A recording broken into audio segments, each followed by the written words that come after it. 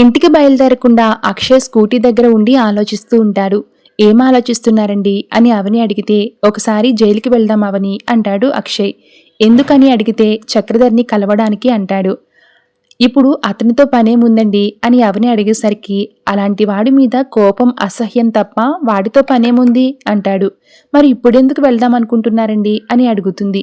నాన్నని హత్య చేయడానికి ప్రయత్నించడానికి, అభికి యాక్సిడెంట్ జరగడానికి వెనక ఏదో ఉందనిపిస్తుంది. దాని గురించి తెలుసుకోవాలి అని అంటాడు. ఏవండి, ఇప్పుడు అతని దగ్గరికి వెళ్ళడం అవసరమా అని అవని అడిగితే, అవసరమైతే కాదు కానీ వెళ్ళాలి అంటాడు. మరోవైపు కారు వరకు వచ్చాక కవర్ ఓపెన్ చేసి చూస్తుంది పల్లవి. ఇదేంటి ఎంటీ కవర్ ఉంది? ఎంటీ కవర్ ఎస్ఐ ఎందుకు పంపుతాడు? మళ్ళీ లోపలికి వెళ్ళి చూద్దామా? వద్దులే, ఎవరికైనా డౌట్ వస్తుంది. అయినా నా దగ్గర మిస్ అయిందంటే వాళ్ళకి దొరికే ఛాన్సే లేదని అనుకుని పల్లవి కూడా వెళ్ళిపోతుంది. ఇక స్వీట్ బాక్స్ పట్టుకుని హ్యాపీగా ఇంటికొస్తుంది పల్లవి. అందరూ ఒకసారి రండి, అత్తయ్య స్వీట్ తీసుకోండి అని నవ్వుతూ ఇస్తుంది. దేనికి పల్లవి అని అడిగితే, తీసుకోండి అత్తయ్య చెప్తాను అంటుంది. ఎందుకే స్వీట్లు ఇప్పుడని భానుమతి కూడా అడుగుతుంది. మావయ్యని తోసేసింది నేనే అనే ఆధారాన్ని ఆ ఎస్ఏ అక్షయ్ బావగారిని పంపించాడు. అది చూస్తే నేను దొరికిపోవడం ఖాయమనుకుని భయపడి చచ్చాను. కానీ ఆ ఆధారాలు ఉన్న పెన్ డ్రైవ్ అక్షయ్ బావగారికి కూడా దొరకలేదు. నేను ఎస్కేప్ కాగలిగానన్న హ్యాపీనెస్తో ఈ స్వీట్లు తీసుకొచ్చానని మనసులో అనుకుంటుంది పల్లవి. బావా స్వీట్లు తీసుకోండి అని శ్రీకర్ కమలకి కూడా ఇస్తుంది.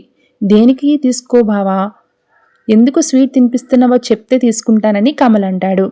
మీరందరూ మావయ్య సంతోషంగా ఉండడం కోసం అన్నీ చేస్తున్నారు కదా, నేను కూడా మనమందరం సంతోషంగా ఉన్నామని మావయ్య ఫీల్ అవ్వడం కోసం స్వీట్లు ఇస్తున్నాను. అందుకే గుడికి వెళ్ళి మావయ్య త్వరగా కోలుకోవాలని దండం పెట్టుకుని ఈ స్వీట్స్ తీసుకొచ్చాను అంటుంది పల్లవి. చాలా మంచి పని చేశావని కమల్ అంటాడు. ముందు నీ అడ్డు తొలగించుకుంటే నాకు ఏ ప్రాబ్లం ఉండదని రాజేంద్రని చూసి అనుకుంటూ ఉంటుంది పల్లవి.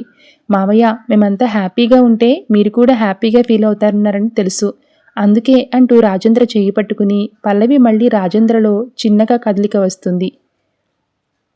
ఇక తరువాత ఫ్యామిలీ లాయర్ ఇంటికి వస్తాడు. ఆ రోజు ఉదయం మీ నాన్నగారు నా దగ్గరకు వచ్చి ప్రాపర్టీ డాక్యుమెంట్స్ రాయించారు. మీ వైఫ్ అవని పేరు మీద 51%, మిగిలిన ఆస్తిని మీ బ్రదర్ సిస్టర్స్ పేరు మీద సమానంగా ఇస్తున్నట్లు రాయించారనే విషయం చెప్తాడు. ఆ మాట వినగాను అందరూ స్టన్ అవుతారు. లాయర్ వెళ్ళిపోగానే అవని, నేను మావయ్య గారి చేత 80% ఆస్తి రాయించుకున్నానని మాట అబద్ధమే కదా, అంటే నా మీద నింద వేయడం కోసమే ఆ ఫేక్ డాక్యుమెంట్స్ ఎవరో తయారు చేయించారన్నమాట.